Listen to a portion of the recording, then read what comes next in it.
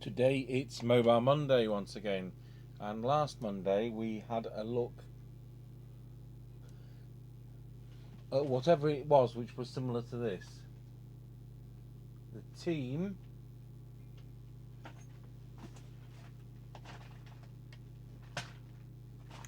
MX10 and the Thunderpole T2000 also appears to be similar. We haven't got the Luton version, is it 310? We haven't got that. Don't seem to be able to get one either, which hasn't been messed with. So I want to see whether, as we would think, it was absolutely identical. It may not be absolutely identical, and that's what we're here to verify. I'll just look back at my notes.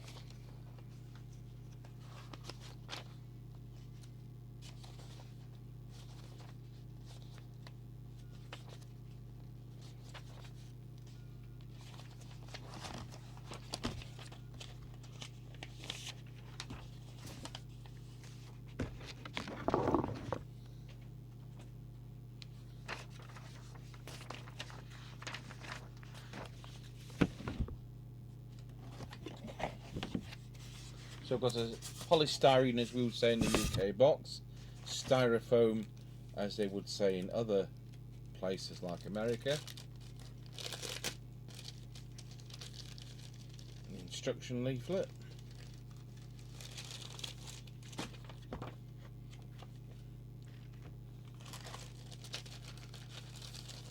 A range brochure.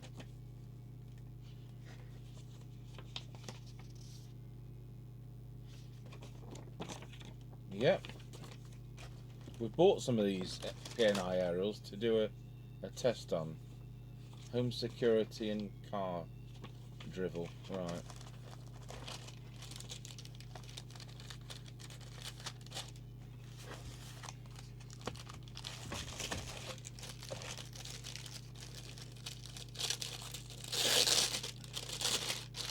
I don't think our wholesalers had this model, so I actually bought it in from direct from PNI in Romania.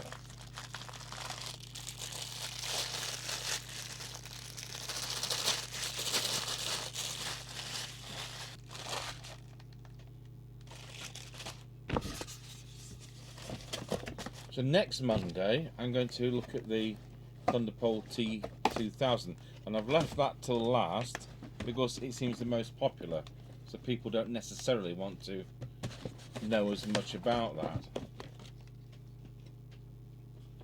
I would think this is the same, and we'll simply just breeze through it.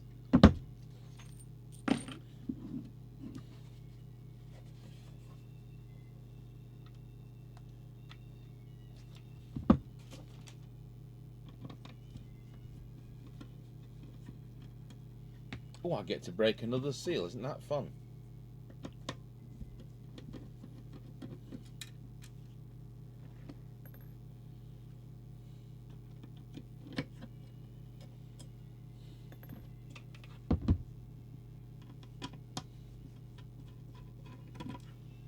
You know, I'm a big advocate of drilling holes in cars for aerials wherever possible. When years and years ago, when I was at Nottingham Radio, we had a gentleman in a Chrysler Avenger, or was it the Hillman Avenger, because it was all the same thing anyway, and it weren't a very good car at all. My late father had one for a short period of time. It was dreadful on fuel economy. Even though it was a 1300, it was doing something abysmal like 26 to the gallon. Anyway, this gentleman came into the shop at Nottingham, and he wanted to have an aerial fitted for his CB radio. And although we were a commercial two-way radio like we are here, we were always happy to help people with CB as well, at a much reduced cost as well. So I said, well, the best thing to do here is to drill a hole in the roof. I'm talking about a car that was 1974-ish, and I'm telling you a story which relates to about 1987, so a car that was 13 years old plus, and a car that was dented all over the place and rusted to bits and had a vinyl roof that was peeling.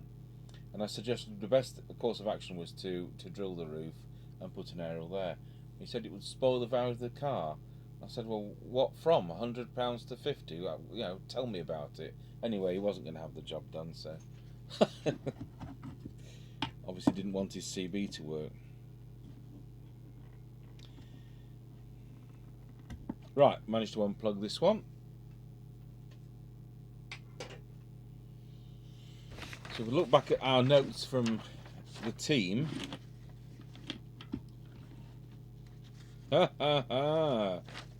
this is a later version, this PNI. If you look at the team, receive, receive, receive, receive, nothing.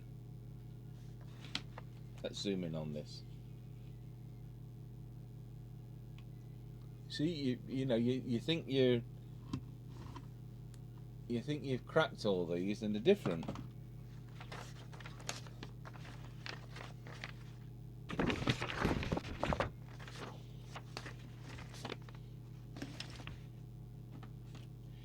And I know we'd all have sworn on a stack of Bibles or the holy books available that this was going to be identical. And with it, of course, will be the performance, because if they've achieved their goal a different way, it's going to perform differently. This technique where you have no coils, some of this is select on test. So as it's manufactured, it goes through a test process, and the next set of components are selected and inserted at on the result of the previous test, and so it's always spot on. So that is a, you know, if you think, well, how can the tolerance be such? It is, a lot of this is select on test. So before, we had a couple of jumpers for whatever scary reason, no doubt some dodgy power level, and what we now have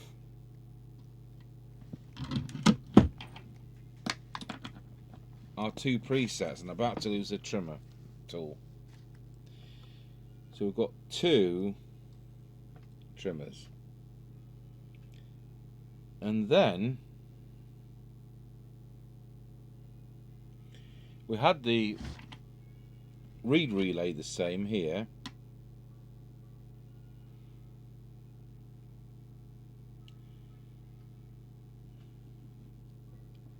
we've got a set of 3 pins there with nothing there.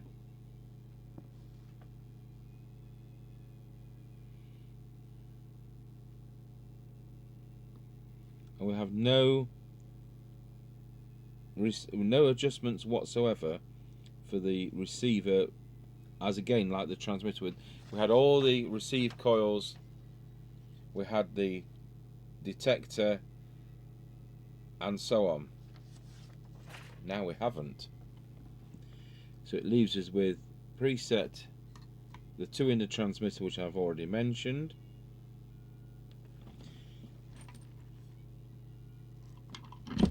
and it leaves us with one there that I would hazard a guess could well be AM modulation,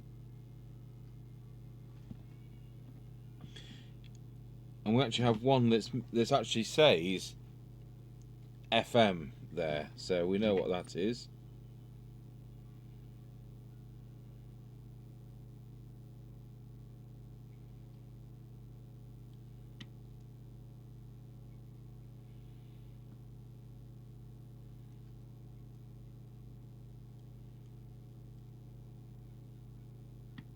And once again, we don't have a trimmer for the reference crystal. I'm going to take the bottom off.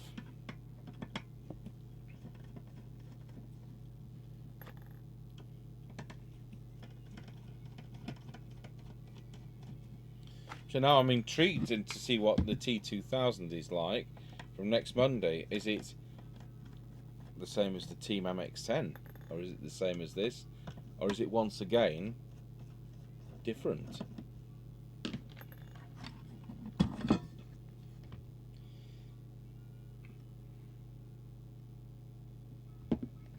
There's absolutely nothing there whatsoever.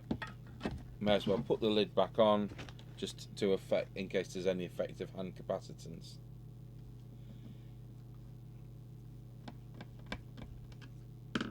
So we'll pause the video. Right, we'll get it connected up. So plug that mic in, and it's a 6-pin, a rather dinky mic.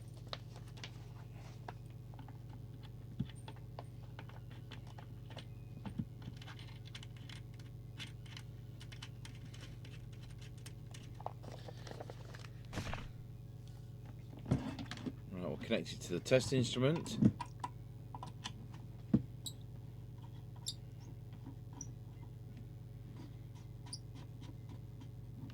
And as before with the Team, the heatsink fins stop me easily tightening up the locking ring. We've got external,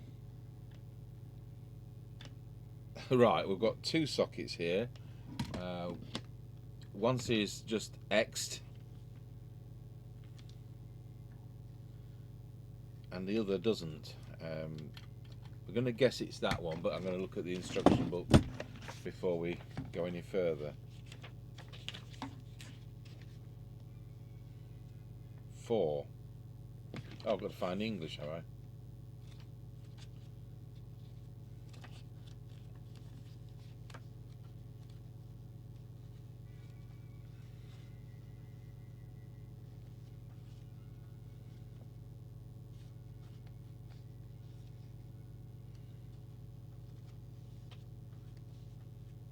Hey! Oh no, it's not English.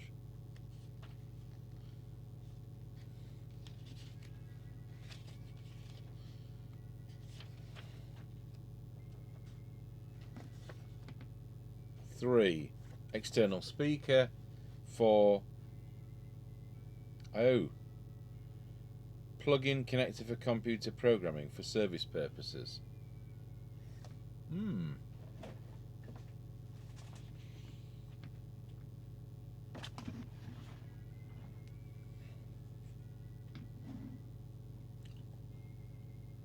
No wonder they haven't labelled it.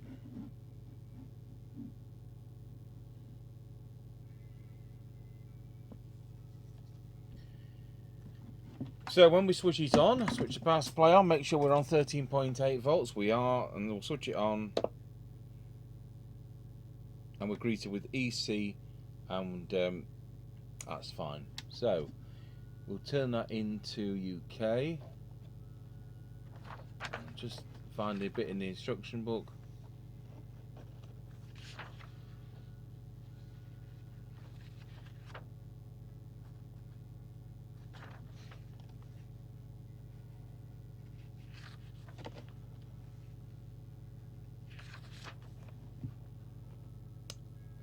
Press the F/lock button and the menu button simultaneously. So that's the N2.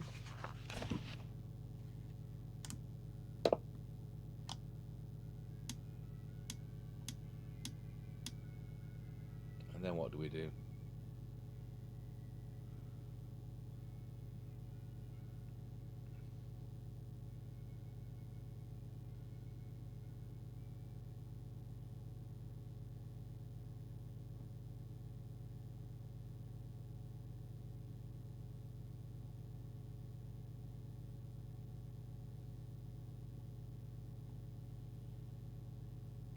Doesn't say.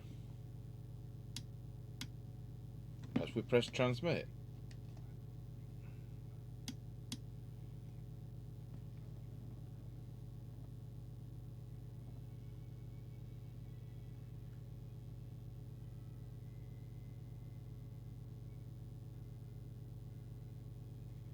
Perhaps we'll press mode.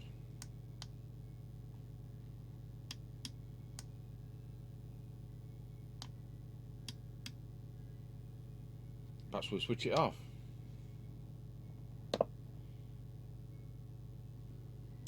Yeah, that's what you do. So mode should change this to EC. It does. but then it turns us back again. It doesn't allow us to do AM within EC. Okay, we'll have to reprogram it for EU, won't we, for that? So, channel, going to UK, channel 20.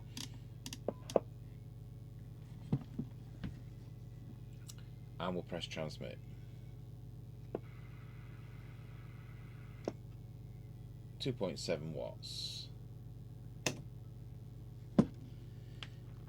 So, one of these is going to be for power output.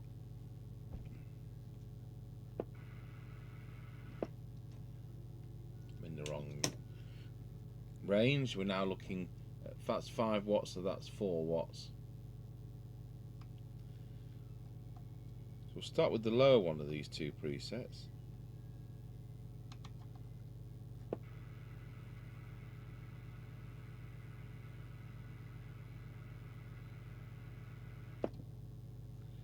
And we'll look at the higher one of these presets.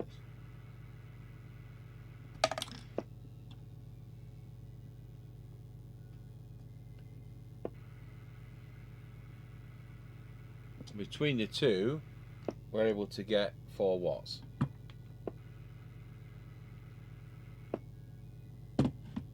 So none of these bar graphs and things will be adjustable. So there you go, full 4 watts. Deviation. So we want it to be 2.2, 1.8,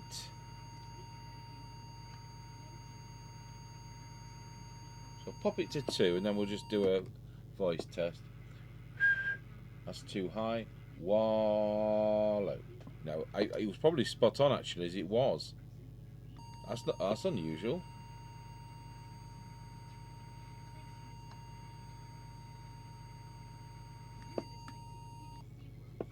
Wallow.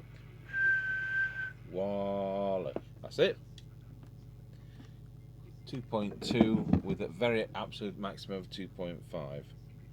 So that's, I don't know why there's 2 which make up the TX. No idea. Haven't got a circuit, but it's worked, hasn't it? So that will be AM mod. And I'll tell you what, just to prove the point, even though we don't want it to do anything, we'll turn the radio off and we'll reprogram it in EC mode.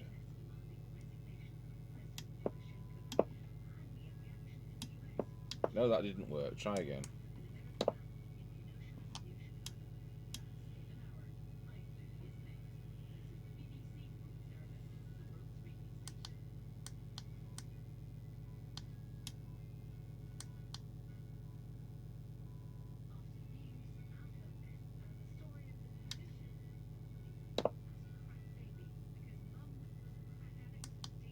There we go. AM. So we'll select channel 20.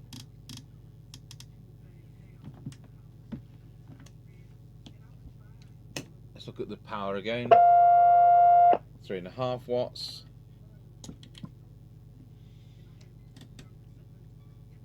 We'll have to retune the modulation meter.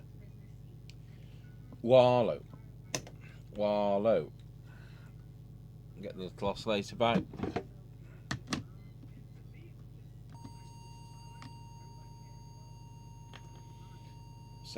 %, and we'll see whether this is AM mod, which I suspect.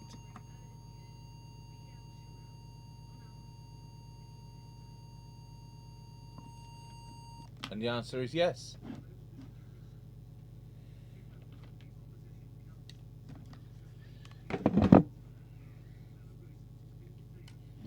So switch it off, switch it back to UK.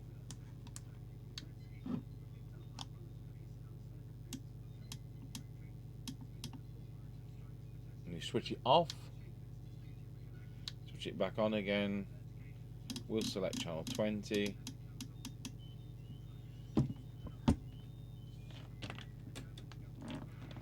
And I'll just retune my modulation monitor. Wallow. Can't whistle now. Wallow. 1, 2. Wallow. This is totally different reading now. Wallow. Wallow. Testing 1, 2. Yeah, well, it depends how close you talk to this. Yeah, it is right. It is right. Right, we'll check the receiver out.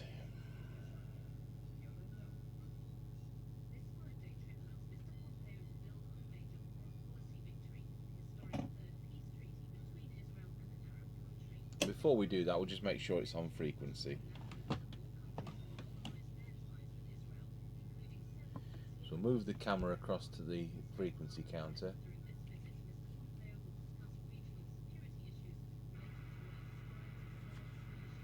Should be 2779,125. 79110, that's fine, it's slightly low. No adjustment for that. Unless it's part of this secret software that plugs in through the back. I'll look into that. And now we'll go over to that receiver.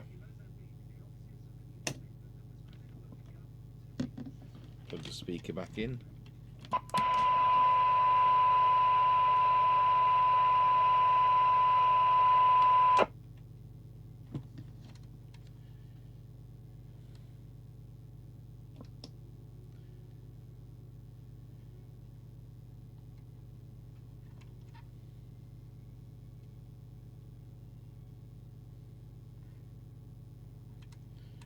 Turn the RF gain to full. Squelch down. Are we on auto squelch? We are. Need to get rid of that. Now, we've been having discussions about RX lights. So on this radio, when we press transmit, lights up red and it goes to green on receive. Now we're not receiving a signal, so it's gone to green just to tell us we're in receive mode. So when we put a signal on it, does anything change? And it doesn't know. So let's see where S9 is on that meter.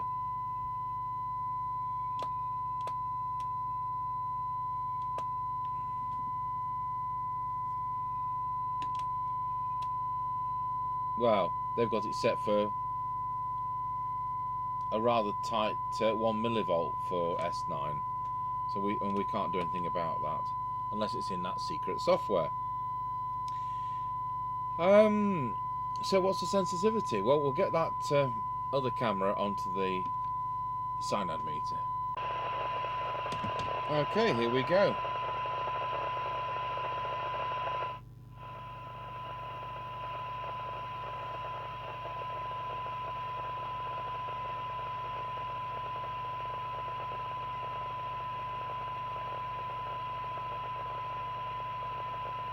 I'm just making sure the signal range is spot on frequency. So the first one we're going to do is 20.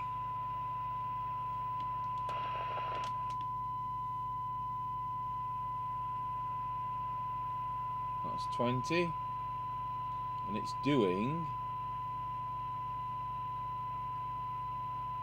1.3.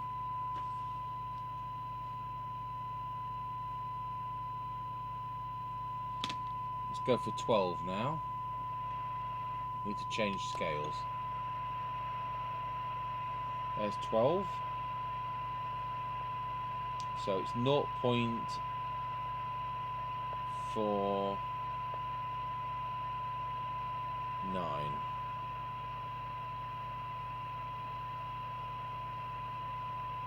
I could say 0.487, you know, if I was going to be that spot on. And then for 10 decibel cyanide,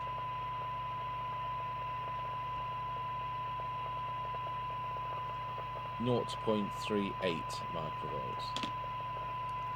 So if I thumb back to the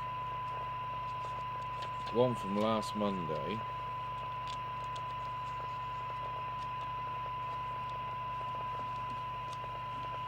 So the Team was 1.6 microvolts. This is a better 1.3. And for 12 decibel, the Team was 0.56. This is a better 0.49. The Team was 0.45 at 10 decibels. This is 0.38. This is a more sensitive radio. There we are. Which I'm not surprised, because that's what select on test can achieve. So we'll check the squelch out.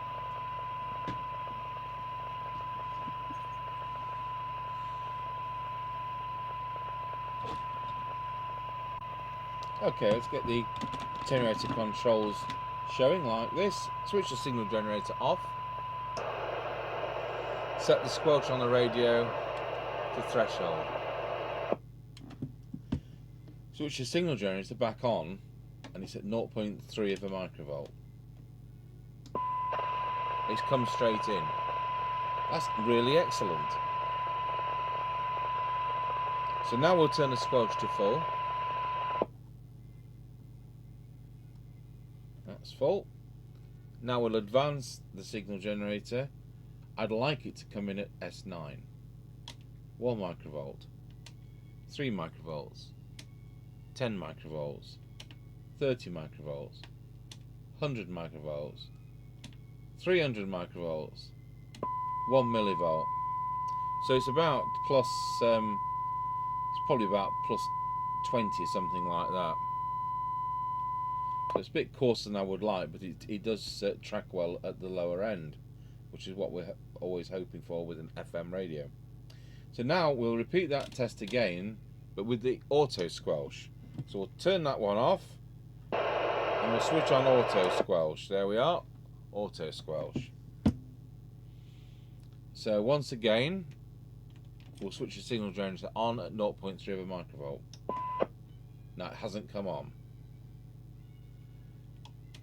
So it's coming at 1 microvolt, so let's get a fine tune point. It's coming in just over the 1 micro, 1.01, and then it's disappearing off at 0.89. So on this set, you can actually set the squelch more sensitively by hand with the manual control than you can with the auto control. So that covers that. So there's nothing else to discuss. I don't need to show you the features, because if you wanted to go and buy one, you want to look at that, you can readily download the instruction book. So that's all there is to it. There's not much technical. There's 4 adjustments, and just to recap on those. In fact, we'll colour them in. How about that?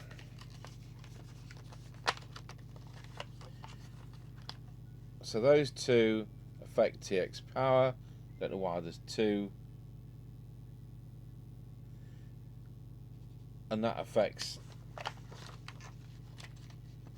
the AM modulation.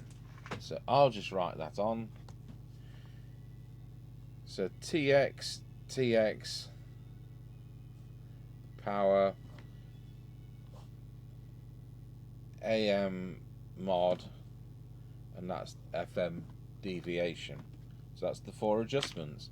Well, it's better than none, isn't it? But I'd be intrigued to see the software. I don't want it just to be something to make it do naughty things. It'd be interesting if you could fine tune 1 or 2 points. But having said that, there isn't really that much to fine tune. The S meter and the RF meter is a bit out. I'd have liked the auto squelch more adjustable. Perhaps it is. I don't know. But it's a better set than last week's Team MX10, and that's interesting. So I'm looking forward now to next Monday's similar looking set. And is it nearer like this one, or is it like the Team MX10? or is it something that's totally different? We'll just pop this on an aerial and I'll plonk the lids on. Okay, so we're on an aerial now, and LCR does that wonderful colour change thing. How thrilling. You've got a keypad lock. We'll put the squelch on.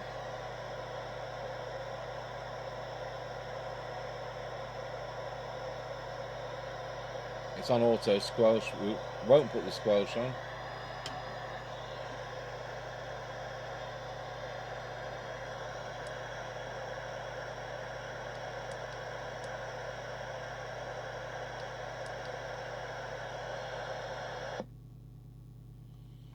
Scan.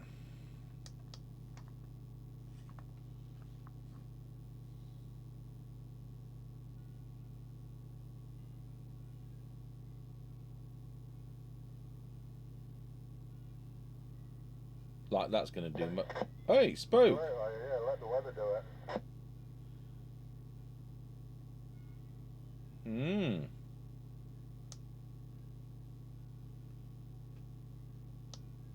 Let's do 19 Roger. That usually doesn't do anything. No, we'll do 19 Roger on 19, I think. 19 Roger.